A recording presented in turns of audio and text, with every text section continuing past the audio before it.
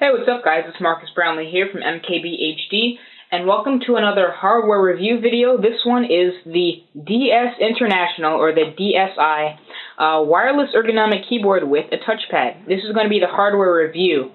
I did review a keyboard not too long ago, and it was not really that full-featured keyboard. But as you can see, if I take this up here, this one has a lot of features for me to go over for you guys. So starting with the fact that it's wireless, if we go ahead and flip the keyboard over here, you see it has batteries in here because it doesn't actually connect to your computer. You just take this out. This is your wireless receiver. Put the keyboard back here.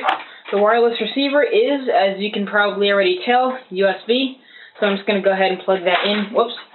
It just plugs into your computer, blinks a few times, sets up the drivers, and it's plug and play. Now, if we look down here at the keyboard again, it took me like 3 tries to figure this out. But if you go to the other side of the keyboard, pretty much like any other wireless keyboard, you actually have to hit that on switch right there. You have to turn it on. So once you've turned it on, you can also adjust the height with these little height adjustment thingies. Most keyboards do have height adjustment. So once you've turned it on and adjusted the height, you are set and ready to go. So this keyboard is unique in the fact that it does have a ton of extra buttons. We're going to start over here on the right-hand side. What you see here is a huge touchpad. Well, not a huge touchpad, but a very sensitive touchpad. I found I had to do a little tinkering with the sensitivity of the touchpad. It works almost as well as an actual mouse or the touchpad on the laptop, but the touchpad is a nice feature to have on a wireless keyboard. You can move around with it and always have a mouse wherever you go. Down here are a number of buttons, and I'll try to zoom in even more, though it's not going to be the most focused in the world.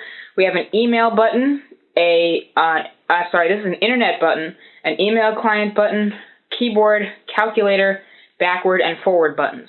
I like that. That's pretty cool. And at the top, we also have a FN lock, or a function lock, for the FN key, a number lock, caps lock, and a low battery, which is a nice indicator, so if you ever are running low on battery, you'll know that before you run out in the middle of an essay. So basically the FN button up here, the function button, controls a number of keys along the top of the keyboard. And these are a whole bunch of different functions. So if I have FN lock on, instead of triggering F8, F9, and F10 and all that, you actually trigger these actions up top. So if I press F12, it'll go into Flip 3D. Or if I press F6, it'll eject the CD. So there's a lot of functions, little function things that you can do with this keyboard. Now on the left-hand side, there are even more buttons. As you can see, there's a volume up, a volume down. There is, I'm not sure what that one is actually. We have a play pause button, record, stop, back and forward button. Those are backward and forward for media, and a left click and a right click button. So this is almost all you would ever need for really using a laptop. Say you're on a netbook, and the touchpad won't be much bigger than this, so you can actually just attach this to your netbook and use it just like that. This key actually is not the Windows key, which is right here. This key is actually the Media Center button, which is actually the same feature as this green button on the top right-hand corner of this remote, which I showed you guys.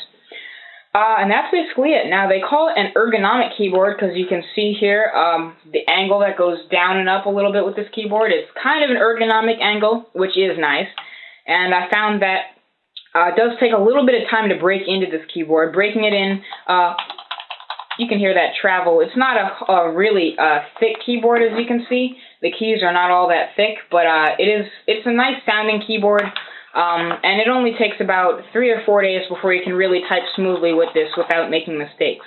The keyboard layout is not that much different.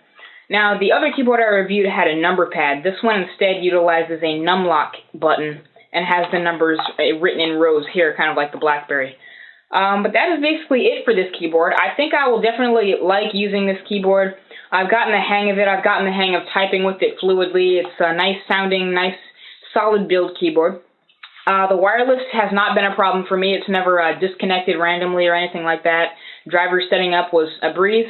And that's basically it. So I hope you like this hardware review. Thank you for checking this video out. Thanks for watching. If you have any software ideas or requests, feel free to subscribe and message me through YouTube because I do alternate back and forth between software and hardware videos. But that has been basically it for this keyboard review video. I hope you liked it, and if you haven't already, hit that subscribe button, and you can also check out DSI's link in the description. Thanks for watching this video, guys. Have a nice day. Peace.